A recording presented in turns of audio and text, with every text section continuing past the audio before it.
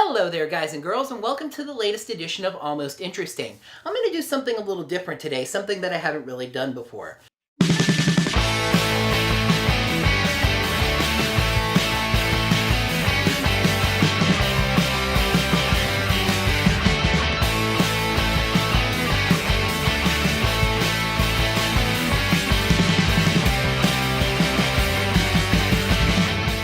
The number one thing that I asked for Christmas was a Google Chromecast. Well, the family came through and I'm now the proud owner of one. So I thought I'd do a little review of it, show you how it works, what kind of features it has, and most importantly, if I think you should have one. Alright, first things first, disclaimer. This is not a sponsored video. Google is not paying me a red cent. Really, I'm not that big of a deal yet. I just wanted to show you guys what I think of the device and why. So, the Google Chromecast is made by Nintendo, and obviously, no, of course, I'm kidding. The Google Chromecast is made by Google, and it's a device that allows you to use your television to watch various online media. It's a small stick device. Turn it to the right side there. It's a small stick device that kind of reminds you of a USB dongle, though it plugs into one of your TV's HDMI ports. Now, I did look into the process for converting it to use it for non-HDMI televisions. It is possible, however, you need to purchase an HDMI to component converter. That'll run you about an additional $40-ish right now. Honestly, I'd say if you don't have an HDMI TV, I'd really just wait until you do. So, you just take the Chromecast and plug it into any of the HDMI ports on your TV. Just like that. Now, on most HD TV setups like this one, you will probably have the choice of whether you have it coming out of the side of the TV or it's in behind and down. You may want to choose that option because of an interesting quirk with this device. Unlike USB devices, the Chromecast will very likely require a separate power source. Newer HD TVs can apparently supply some electricity through the HDMI port. However, older HD TVs will not supply power in this way. The Chromecast does come with a USB cord that you can plug into any USB port on your TV to power to the device. But make sure that it is a USB port and not the TV's service port. If you plug the Chromecast USB cord into a service port, not only will it not power the device, but it'll very likely short the thing out. Now, if, like this one, your TV doesn't come with any USB ports, the Chromecast does also have a USB power brick, which you can plug directly into the wall. This is what I was talking about when I said it might be better for it to be plugged in behind and going down, because the Chromecast is very likely going to have some kind of cord coming out of it. So it might be better to be plugged into one of the HDMI ports behind your TV in case you're concerned about the way your setup looks, so that cord can just be going down and be out of sight. There is a short setup procedure. If you have a wireless network, the Chromecast will likely detect it right away, and the setup is very simple. Just follow the steps. After that, you just need to download a small extension for the Google Chrome browser. By the way, you might notice that I'm showing you the Google Cast download page not on my computer, but on my television. This is a feature that we'll talk about a little bit later. When you install it, it will automatically be added to YouTube, Netflix, Hulu Plus, and some other programs. When you watch something on one of those sites, you can just hit the small button, select the Chromecast, and it jumps right to the TV. Alright, so here's a practical demo. I'm here on YouTube.com with the latest edition of the Miami Sports Report pulled up. I just head over here to this tiny little button here, select Sean's Chromecast, and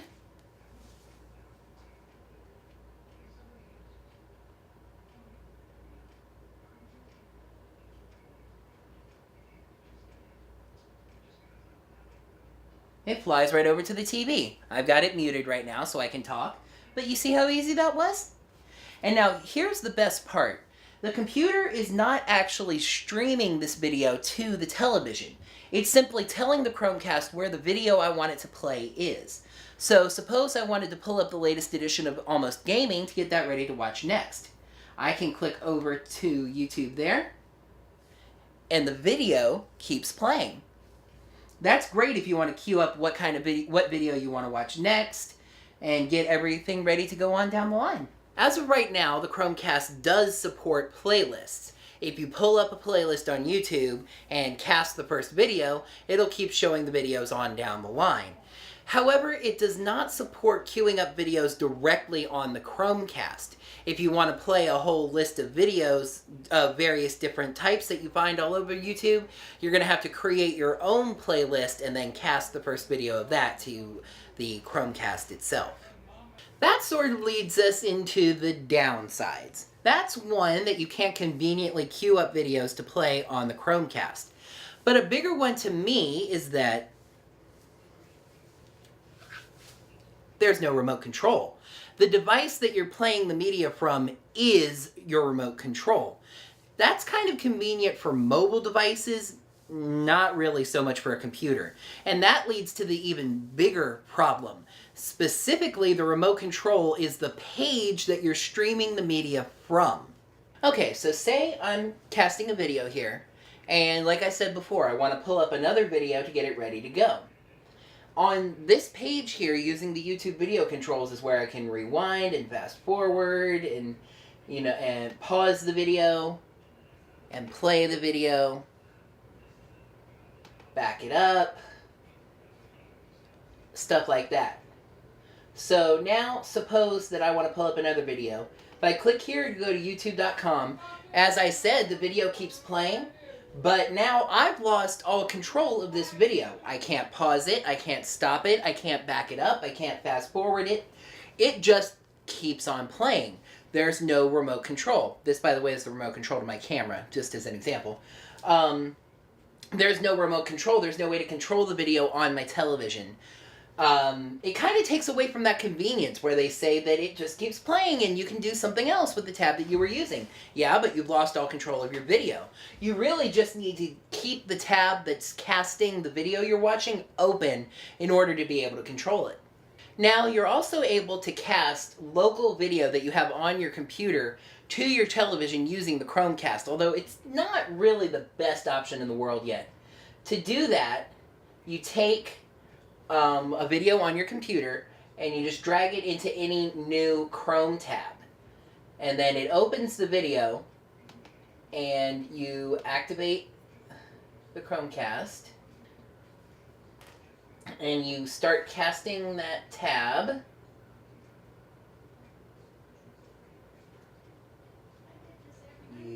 And it starts playing over on your television. But as you might even be able to notice there, it's a little bit laggy, a little bit jaggedy. It really kind of depends on the strength of your internet connection. Also, unlike other videos where it stops playing in one place and starts playing on the television, you can see here it's playing on both, which kind of gives you a visual sign of the lag on it, and can be kind of distracting if you still have your computer up and whatever. Now, as I've said with other, you're free to look anywhere else. One interesting thing is, unlike when you're casting a YouTube video or a Netflix video or anything like that, if you try to navigate somewhere else,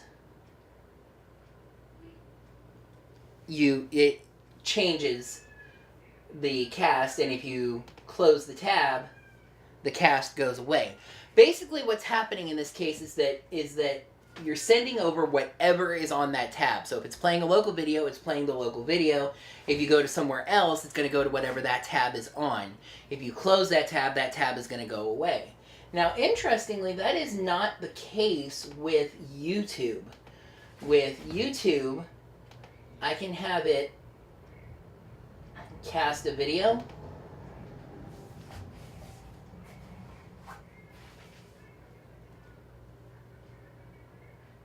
Watch me be wrong on this, but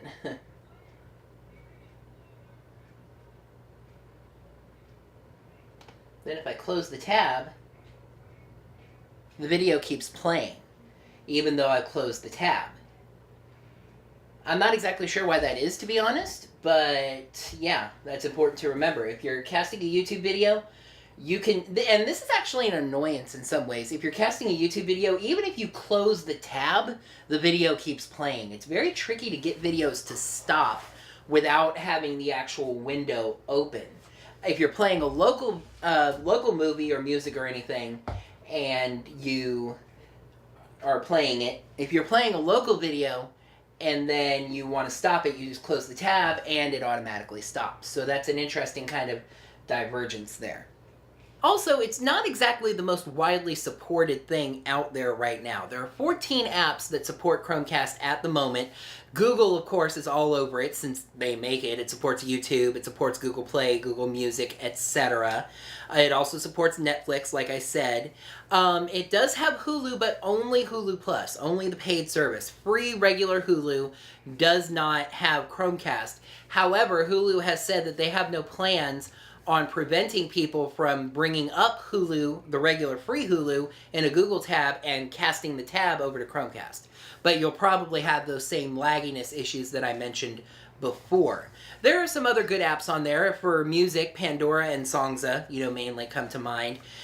Interestingly enough, as far as local media, like I was just showing you, it also supports the Plex media server. They've kind of revamped their website into plex.tv, and they are set up to actually help you stream local media to other devices. So that's kind of perfect for what the Chromecast does. However, this is a subscription-only service. You can pay monthly, weekly, monthly, and lifetime, I think, or something to that effect.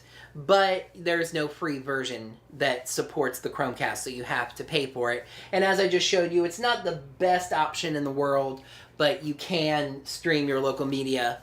Not stream, you can cast your local media over to the Chromecast for free simply using the Google Chrome browser. So, I gave you some ups, I gave you some downs. What is my final verdict on the Chromecast? I love this little thing. I am an avid vlog watcher, as most people who make vlogs themselves are. Hi, Dodger. And this definitely helps as far as watching the list of daily vlogs. I can just put together a playlist, like I said, or just cast them one at a time from my MacBook directly over to the TV. Being able to watch them on a big TV and even, do something else with the computer while I'm watching them is very, very convenient.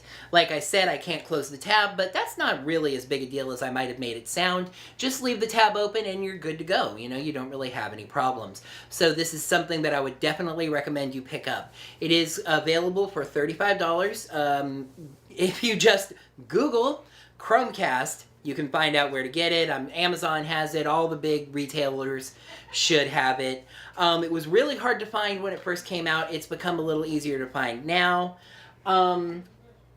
There are some lagginess issues and some things at times. Network issues will mess with it a little bit, but overall I think it's a great thing to have. It's a cheaper alternative to things like Roku and Apple TV. It does what it needs to do at the moment, and it's an investment, I think. Buying it right now is an investment. Google they're a reliable company. They're going to make this thing better. They're going to add more support. Like I said, it's got 14 apps right now, and that list is continuing to build as people figure out how to work with it. It's very convenient, and it's part of this theory that I've had, this idea that we're seeing this convergence with the internet and television. There's a lot more interesting content right now, I think, videos, TV-wise, on YouTube and on the internet right now than there is on television. So TV manufacturers and TV broadcasters will either be left by the wayside or they will try to work that in. And this is one of those things where the TV manufacturers are working with Google and working with other companies and saying, we will let you watch the internet on your TV.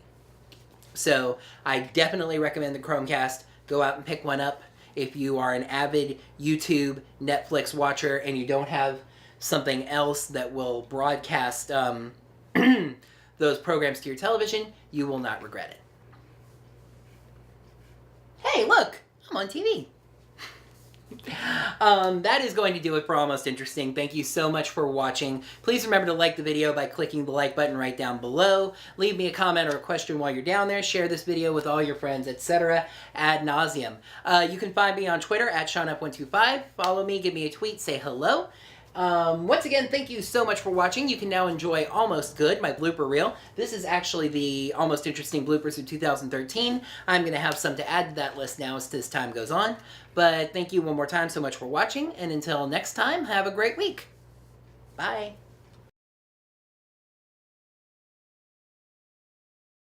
Chromecast does come with a USB to power brick where this isn't exactly a blooper, but I wanted to include it in the video even though it's not part of my script for the purposes of full disclosure. It's not the most perfect device in the world. Sometimes there are problems. I was trying to pull up a video to demonstrate how you're not able to control videos. And I'm not sure what's going on right now, but I cast the video over to the television and it starts to come up. And then it sits there and thinks about it for a minute. And it thinks about it for a minute longer. And then it really thinks hard about it. And after a while, it bonks out. The television says there was an error playing this video. Please choose another video. And the YouTube video says this video is not available for remote playback, which is BS because any YouTube video is available for remote playback. There might be an error in the network or something. I'm going to try fixing it and hopefully get this video back on track.